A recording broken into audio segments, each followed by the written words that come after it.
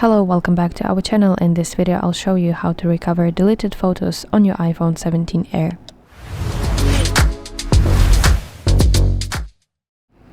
So if you accidentally deleted a photo or video on your iPhone 17 Air, do not panic, because your iPhone makes it easy to recover deleted photos using recently deleted folder.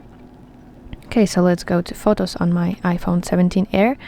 And let me pretend that I accidentally delete some kind of photo and I want to recover that.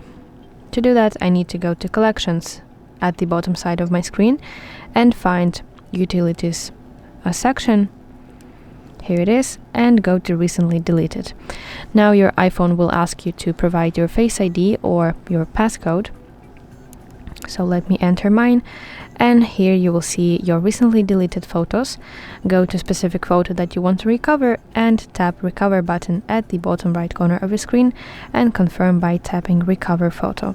And now if I go back to my library, I will see my photo. But please keep in mind that this recently deleted folder stores deleted photos and videos only for 30 days. So yeah. That's basically it. Thank you for watching. If you found this video helpful, please like it and subscribe to our channel to see more content like this.